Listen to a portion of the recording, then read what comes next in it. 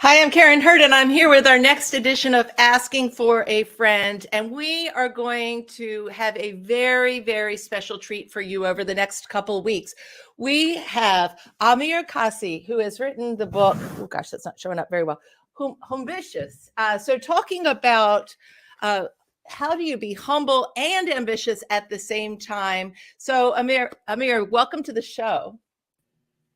Hey, thanks for having me, Karin. Oh, absolutely delighted. I was telling you this pre-show, and I don't say this to all my guests. I was reading your book and I thought, gosh, I wish I had written this. And, the thing is, I have been thinking about this concept, and I've been thinking about in terms, as you know, of confident humility, but for 30 years, just like you, right? I just been thinking about this because I think it's so important. So I really look forward to breaking this down with you. If you're joining us today, I want to let you know this is a special series. It is pre-recorded, but if you want to chat in your comments, I absolutely will respond back to those. We're going to do this in 3 parts because this topic is so important. So, Amer, as we begin today, I want to start where I've been starting with every guest this year and just asking, over the last 2 years, what has been an important source of inspiration and strength for you? That's a really good question to start. And obviously, family and faith will come first. But I would say, in addition to that, books have been a great source of inspiration for me. Reading for pleasure, as well as reading leadership books, reading biographies of great leaders. I found that I've always valued books, but especially in the last 2 years, as you know, we all went through this global pandemic, and hopefully we're at the end of it. Just books have been a great source of support and inspiration. Nice. Thank you so much. We have to start with your backstory. I was very inspired by how you got so inspired to think about ambition as it relates to humility. So could you just share a little bit about that? Absolutely. So my backstory is that I was born and I grew up in Lebanon, which is a small country in the Middle East. I live in Texas right now, and to tell people how small Lebanon is, I tell them you can fit 60 Lebanons in Texas. So that's how small Lebanon is. But I grew up during the Lebanese Civil War, which is a different story on its own. But one of the most significant experiences of my childhood was going with my mom to work. And my mom was the director of an orphanage. So she took care of kids who didn't have parents, who were abandoned because of the war. She took care of kids with special needs. And because of her work at the orphanage, she obviously had to pull very long days, evenings, Saturdays, summer holidays, and all of that. And I went with her to work.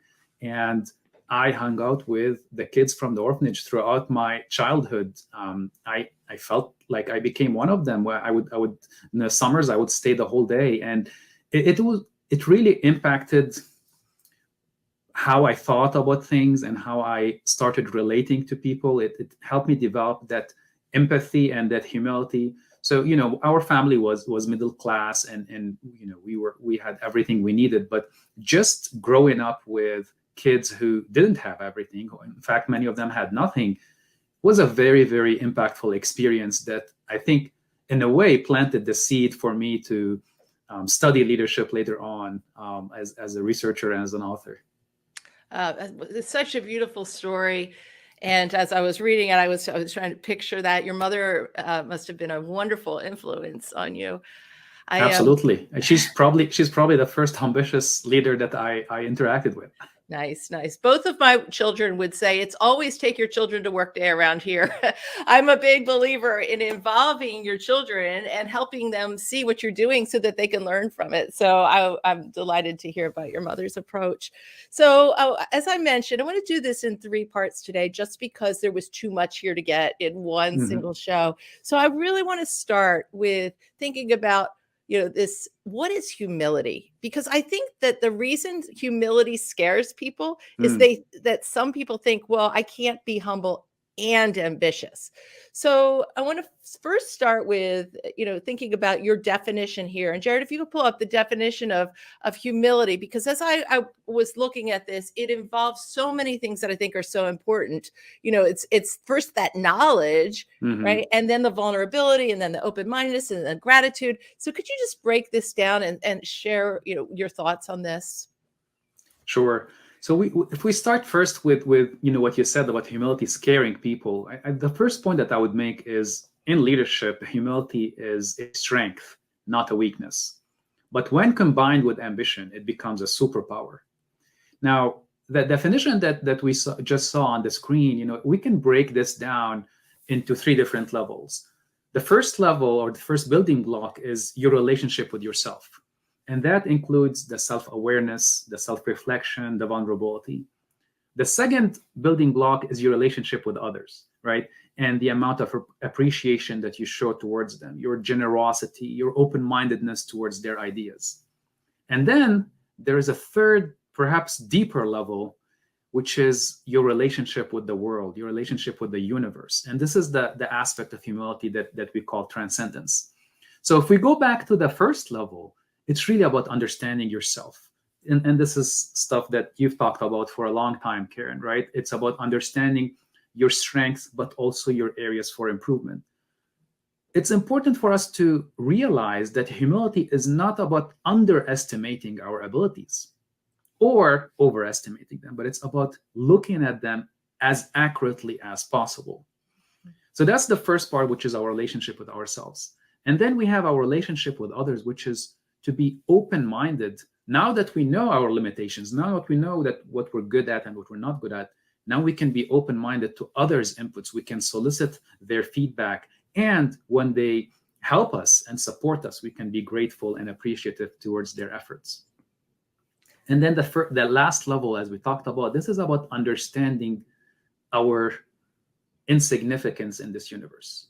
And this may sound a little bit weird to tell leaders that you are insignificant. And it is not a call for laziness or for abdicating our responsibilities. It's just about really understanding that, of course, we have an important role to play in this world through our careers and our leadership.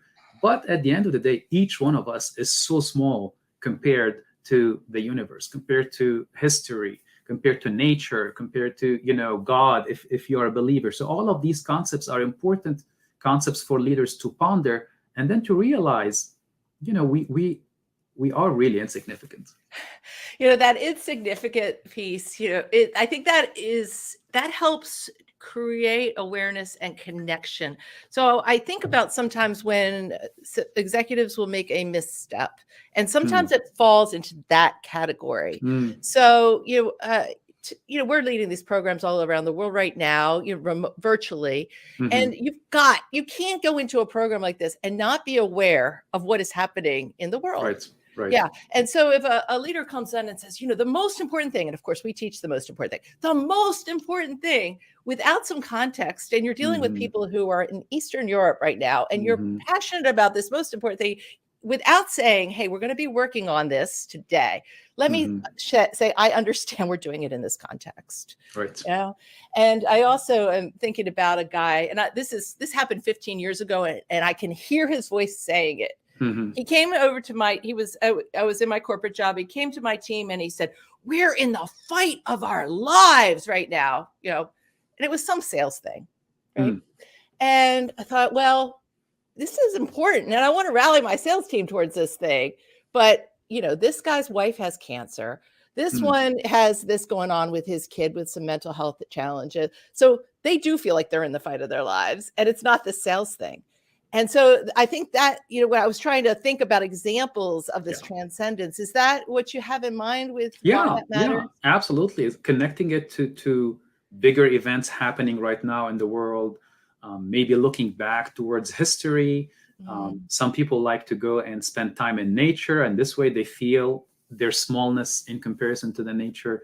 But again, I want to go back and reemphasize that this kind of thinking is not so that we can throw the towel and say, well, it's not important, so why even bother, right? This kind of thinking is to realize our small role, but still do it because no one else is going to do it as well as we do. Yes, yes, yes. And so still having the confidence to make that you can make an impact in Mhm. that area. Beautiful. So you have a lot of data, Amir, Mhm. a lot of really good Yeah. data. I mean, and the research that you've done is extensive. So if you've got somebody who says, all right, prove it to me, why is it good to be ambitious and humble? Right. What would you So, say? Karen, what you just said is yes, we do have a lot of data. And this is not just my data. This is the data that researchers have worked on for the last 15 years. So my goal of writing this book is to bring that data to leaders who are too busy to read the research. All of this great, wonderful research about humility and ambition in leadership has been published in peer-reviewed management and leadership journals. But the problem is no one reads those journals. I mean, busy leaders out there are not going there and picking out Academy of Management review every day and reading through, a 30-page article. And that's part of the reason why I decided that we need to go and synthesize and curate that research and present it in an easy to understand way so that busy leaders have that research and understand what evidence-based practices result from that research. Oh, So the research, yeah, the research is very clear. As you said, it is both humility and ambition. Sorry, you wanted to jump oh, in. go ahead, keep going. Um, I would categorize the research again into three main general buckets. The first one is how humility make us better individually. How is it better for our teams? And then how is it better for our organizations? And here I'm summarizing 15 years of research in the next 2 minutes. But I would say first, it helps us grow as human beings as leaders. There is a very direct connection between being humble and having a growth mindset. And this concept that Carol Dweck talked about years ago. When we are humble leaders, we view every interaction as an opportunity to improve ourselves, not as an opportunity to prove ourselves. And there's a big difference, as you know, between showing up to prove yourself versus showing up to improve yourself. So that's at the individual level. At the team level, we have, again, tons of research that show that humble leaders create psychological safety, help their teams become more engaged, help their team members being more productive, and even generate more profits for the team.